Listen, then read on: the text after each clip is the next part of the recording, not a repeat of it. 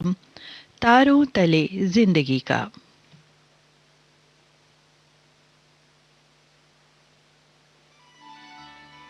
तारों तले जिंदगी। इस सीरीज में हम आपके लिए लेकर आए हैं हिंदी साहित्य जगत की कुछ चर्चित कहानियों और उपन्यासों पर केंद्रित रेडियो नाट्य वाचन। आइए सुनते हैं मुंशी प्रेमचंद की कहानियों का रेडियो नाट्य वाचन। आज की कहानी है घर जमाई। वाचन स्वर और प्रस्तुति काजल सूरी की है। निधन जेठ की दोपहरी में ऊख में पानी देकर आया और बाहर बैठा रहा। घर में से धुआं उठता नजर आता था। उसके दोनों साले उसके बाद आए और घर में चले गए। दोनों के लड़के भी आए और उसी तरह अंदर दाखिल हो गए, पर हरिधन अंदर ना जा सका। इधर 1 महीने से उसके साथ यहाँ जो बर्ताव हो रहा था और खासकर कल उसे जैसी डांट सुननी पड़ी थी, वो उसके पांव में बेड़ियां सी डाली हुई थी। कल ही तो उसकी सास ने कहा था, मेरा जी तो तुमसे भर गया, मैंने तुम्हारा जिंदगी भर का ठेका नहीं ले रखा है। और सबसे बढ़कर अपनी पत्नी की निष्ठुरता ने उसके हृदय के टुकड़े टुकड़े कर दिए थे। एक बार तो उसके मुंह से ना निकला कि अम्मा, तुम क्यों इनका अपमान कर रही हो? इस घर में वो कैसे जाए? क्या फिर वही गालियां खाने, वही डांट सुनने के लिए? आज इस घर में जीवन के 10 साल गुजर जाने पर यह हाल हो रहा है। मैं किसी से कम काम करता हूं क्या? उसका ये पुरस्कार मिल रहा है, कोई खाने को भी नहीं पूछता, उल्टे गालियां मिलती हैं। हरिधन सोचने लगा, यही घर है जहां आज से 10 साल पहले उसका कितना आदर सत्कार होता था। सभी गुलाम बने रहते थे, लेकिन तब उसके पास रुपए थे, जायदाद थी। आज वो गरीब है। उसकी सारी जायदाद को इन्हीं लोगों ने कूड़ा कर दिया था। अब उसे रोटियों के भी लाले हैं। उसकी सास ने आकर बोला, चलकर खाना क्यों नहीं खाते जी? रूठते किस पर हो? या तुम्हारे नखरे सहने का किसी में बूता नहीं है? तुमसे बेटी ब्याही है, तुम्हारी जिंदगी का ठीका नहीं लिया है हमने। हरिधन ने कहा, मुझे भूख नहीं है, आज नहीं खाऊंगा। बूढ़ी सास भी मुंह फुलाकर अंदर चली गई। गुमानी ने बोला, ना खाओ मेरी बला से, हाँ नहीं तो खाओगे तुम्हारे ही पेट में जाएगा, कुछ मेरे पेट में थोड़े ही जाएगा। हरिधन का गुस्सा आंसू बन गया। ये मेरी पत्नी है जिसके लिए मैंने अपना सब कुछ मिट्टी में मिला दिया। हरिधन की माता का 10 साल पहले देहांत हो गया था। उस वक्त उसका विवाह हो चुका था। वो 16 साल का कुमार था। उसके पिता उससे प्यार करते थे, उसे बहुत दुलार से खाना खाने को कहते थे, लेकिन उनका दुलार और प्यार उसे बार बार माँ की याद दिलाता। वो सोचता, माँ से मांग कर, लड़ कर, ठुनक कर, रूठ कर लेने में जो मजा था, वो इस सब में कहा। साल भर में ही दुनिया बदल गई। एक नई स्त्री जिसे लोग उसकी माता कहते थे, वो घर में आ गई। और फिर एक दिन हरिधन घर से निकला और ससुराल चला गया। उसके पिता ने उसे बार बार बुलाया, लेकिन उनके जीते जी वो फिर उस घर में न गया। इस नए संसार में आकर हरिधन को एक बार फिर से माँ का स्नेह मिला। उसकी सास उसे कहती, बेटा, तुम इस घर को अपना ही समझो, तुम ही मेरी आंख के तारे हो। वो दिल से समझता था कि सास मुझे अपने बेटों से भी ज्यादा चाहती है। बाप के मरते ही वो घर गया और अपने हिस्से की जायदाद को कूड़ा करके रुपयों की थैली लेकर आ गया और उसने वो सारी संपत्ति अपनी सास को दे दी। ससुराल में वो सुबह सबसे पहले उठता, सबसे ज्यादा काम करता।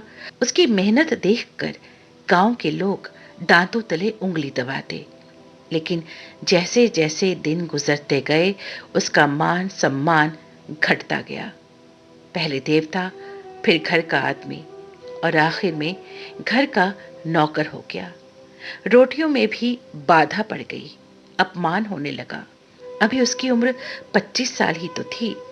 इतनी उम्र इस घर में कैसे गुजरेगी? और तो और उसकी पत्नी ने भी आंखें फेर ली थी। वही दरवाजे पर एक टाट पड़ा था।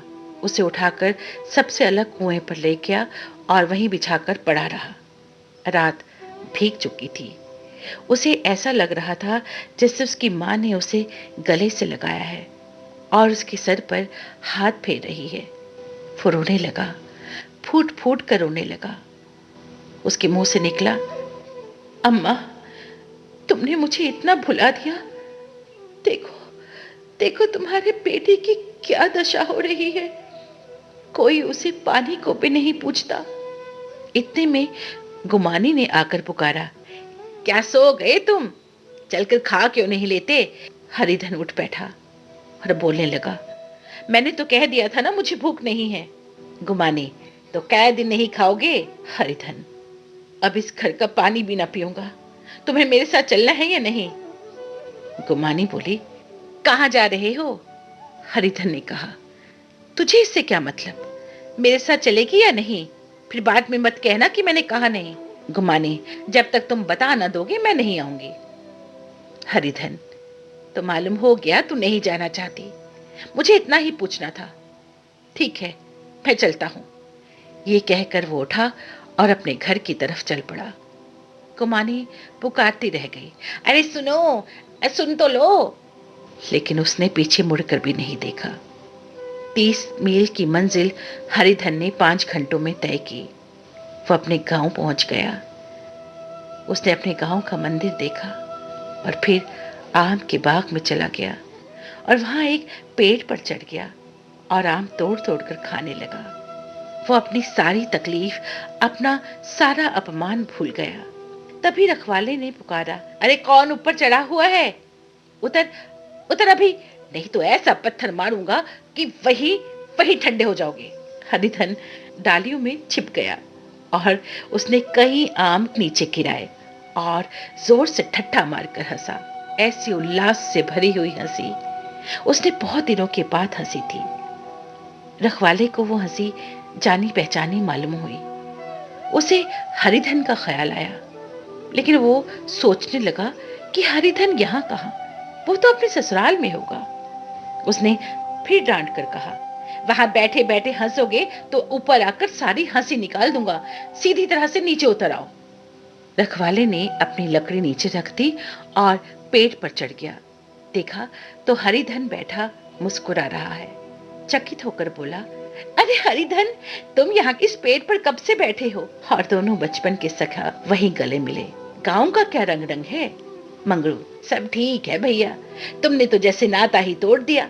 इस तरह कोई अपना गांव घर छोड़ता है? जब से तुम्हारे बाबा मरे सारी गिरस्ती चौपट हो गई। तो छोटे छोटे लड़के हैं। हरिधन, मुझे अब उस गृहस्थी से क्या वास्ता भाई? मैं तो अपना ले दे चुका। तुम्हारी गैया मैं ही चरा दिया करूंगा, मुझे खाने को दे देना।